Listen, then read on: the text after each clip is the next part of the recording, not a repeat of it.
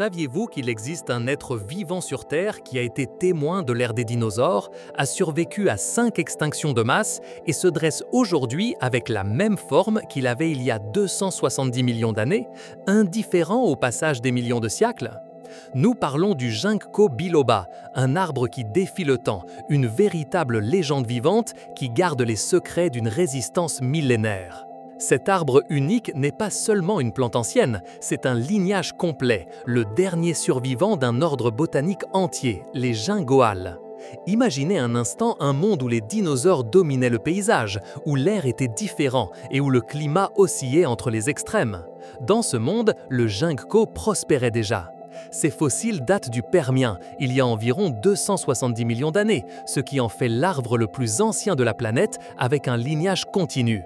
Cela signifie qu'il a vu apparaître et disparaître d'innombrables espèces, qu'il a supporté des cataclysmes mondiaux, des changements climatiques drastiques et pourtant il persiste, pratiquement inaltéré dans sa morphologie. Visualisez ces feuilles distinctives en forme d'éventail, identiques à celles trouvées dans des roches vieilles de millions d'années, un témoignage silencieux de son étonnante immuabilité évolutive.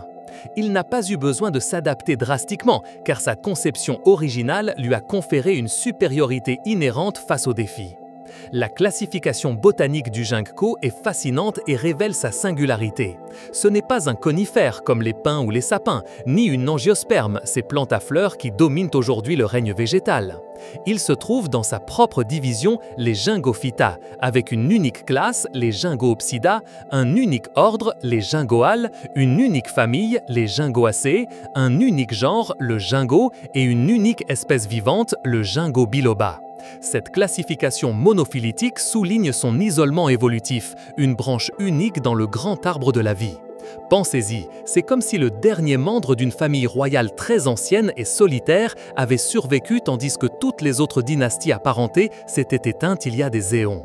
Sa structure interne, de la disposition de ses vaisseaux à la forme de ses cellules, est un écho de temps reculé, une fenêtre ouverte sur le passé profond de la Terre. La distribution naturelle originelle du Ginkgo biloba se limite à de petites zones de l'est de la Chine, notamment dans les montagnes Tianmu de la province du Zhejiang. Pendant longtemps, on l'a cru péteint à l'état sauvage, ne subsistant que dans les jardins des temples et cultivé par des moines bouddhistes, qui appréciaient sa longévité et sa beauté. Ce dévouement des moines a été crucial pour sa survie, préservant ce trésor botanique au fil des siècles. Il fut réintroduit en Occident au XVIIIe siècle, lorsque des explorateurs et des botanistes l'apportèrent en Europe et en Amérique, émerveillés par son ancienneté et sa résilience. Aujourd'hui, c'est un arbre ornemental courant dans les villes du monde entier, un témoignage de son adaptabilité en dehors de son habitat ancestral. Sa présence dans les parcs et avenues de villes comme New York, Tokyo ou Paris démontre comment il peut prospérer en milieu urbain, supportant la pollution et les conditions stressantes que d'autres arbres ne pourraient tolérer. Parlons de sa résilience, le pilier central de sa légende. La capacité du Ginkgo à survivre dans des conditions extrêmes est vraiment extraordinaire. Il est remarquablement résistant aux ravageurs et aux maladies. Contrairement à de nombreuses autres espèces d'arbres vulnérables aux champignons, bactéries ou insectes, le Ginkgo souffre rarement de ces problèmes. Ceci est attribué à la composition chimique de ses feuilles et de son bois, qui contiennent des composés protecteurs. Visualisez un écosystème urbain. Le Ginkgo se dresse impassible face à la pollution de l'air, aux gaz d'échappement des véhicules, aux métaux lourds et au smog. Ses feuilles possèdent une capacité remarquable à filtrer et à tolérer ces substances toxiques, ce qui en fait un candidat idéal pour le reboisement urbain et l'amélioration de la qualité de l'air dans les grandes métropoles. Ces stomates, de petites ouvertures dans les feuilles pour l'échange de gaz, sont particulièrement efficaces pour absorber le dioxyde de carbone et d'autres polluants sans subir de dommages significatifs. Au-delà de sa robustesse contre les ravageurs et la pollution, la résistance du Ginkgo s'est manifestée de la manière la plus dramatique à Hiroshima, au Japon, en 1945. Lorsque la bombe atomique fut larguée, dévastant la ville, 6 arbres de Ginkgo biloba survécurent à l'explosion, à seulement 1 ou 2 km de l'hypocentre. Alors que tout autour d'eux n'était que cendres et destruction, ces arbres restèrent debout, carbonisés, mais vivants, et au printemps suivant, de nouvelles feuilles germèrent de leur tronc brûlé. C'est une image saisissante, la vie renaissant de l'anéantissement total, incarnée par la résilience de ces êtres vivants. Cet événement a non seulement consolidé la réputation du ginkgo en tant que symbole d'espoir et de résilience, mais a également stimulé une étude approfondie de sa physiologie, cherchant à comprendre les mécanismes derrière une telle capacité de survie. Son système racinaire profond et étendu, capable de s'ancrer fermement dans le sol et d'accéder aux réserves d'eau et de nutriments même dans des conditions défavorables, fut crucial.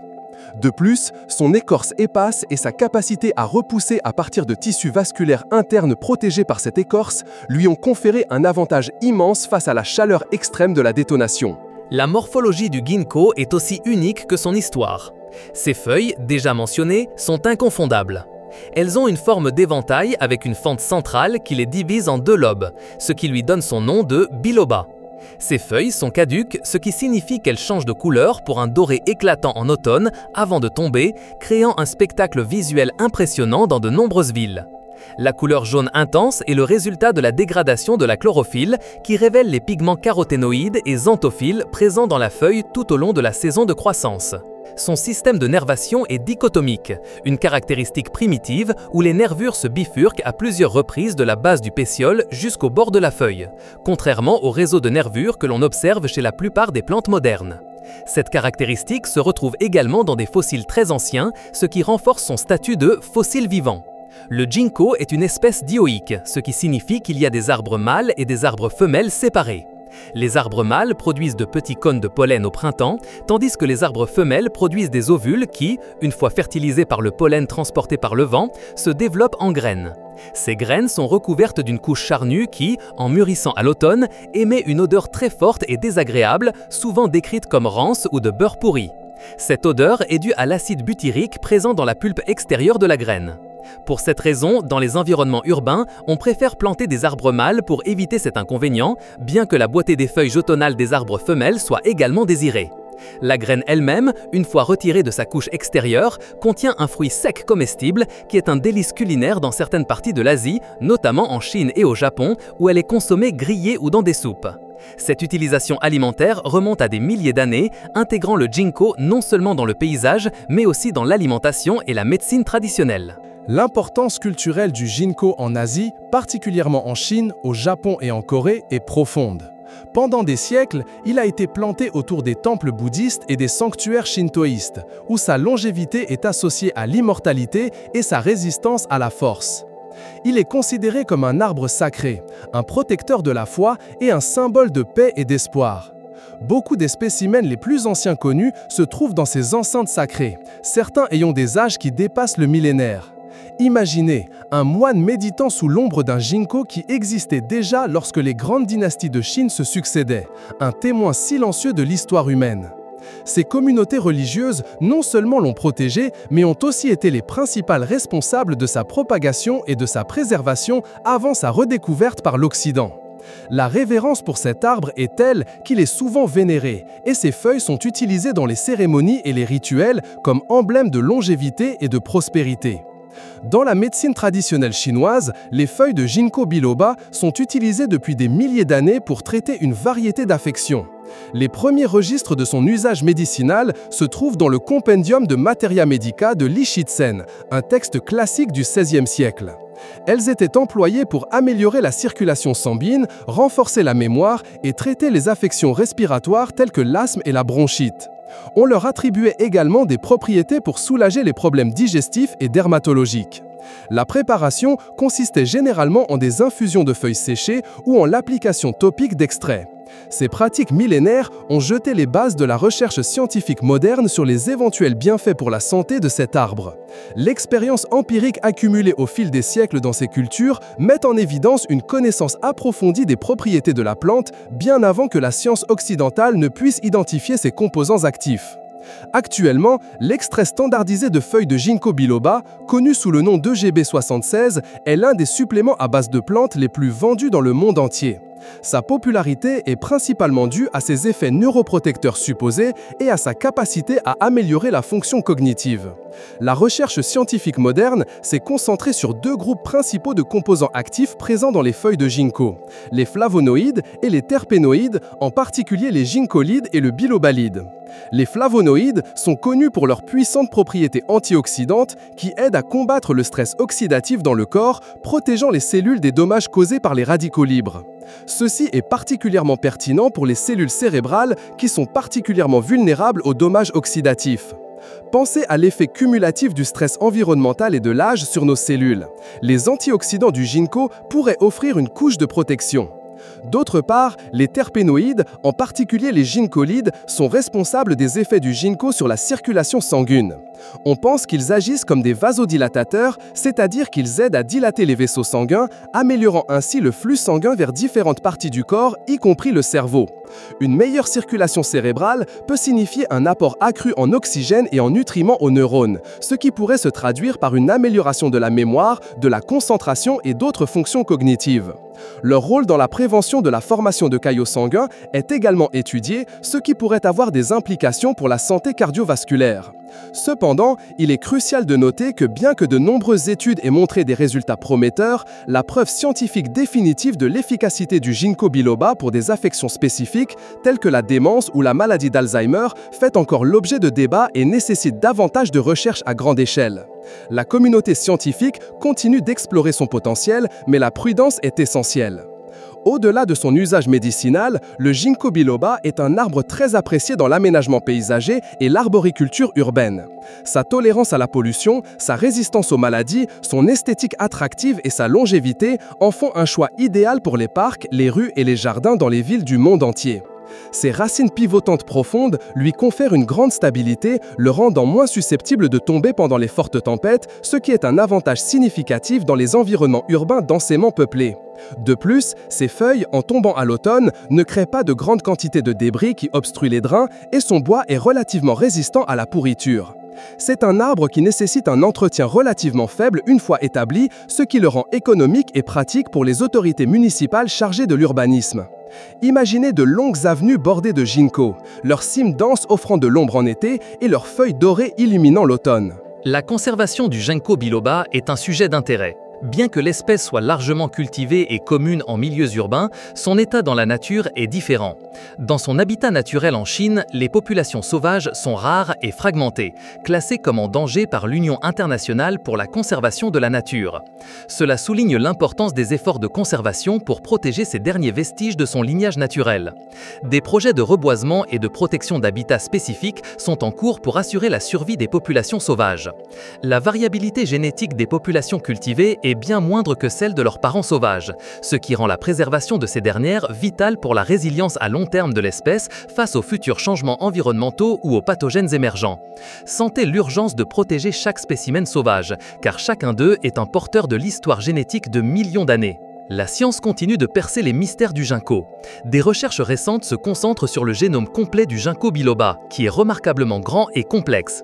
L'analyse de son génome peut fournir des informations précieuses sur la façon dont il a réussi à survivre à travers les ères géologiques, ses mécanismes de résistance aux maladies et au stress environnemental et comment ses composés bioactifs sont produits. Comprendre sa génétique pourrait non seulement aider à sa conservation, mais aussi au développement de nouveaux médicaments ou de biotechnologies. Par exemple, les gènes responsables de la synthèse des ginkgolides et du bilobalide sont étudiés pour une éventuelle production en laboratoire, ce qui pourrait les rendre plus accessibles et durables. Cette immersion profonde dans sa composition génétique nous rapproche de la compréhension de sa singularité évolutive et de ses capacités extraordinaires. Outre ses bienfaits pour la santé humaine et son rôle ornemental, le ginkgo biloba contribue significativement à l'atténuation du changement climatique. Comme tout arbre, il réalise la photosynthèse, absorbant le dioxyde de carbone de l'atmosphère et libérant de l'oxygène. Compte tenu de sa longévité et de sa taille potentielle, un seul arbre de ginkgo peut séquestrer de grandes quantités de carbone tout au long de sa vie, devenant ainsi un puits de carbone efficace.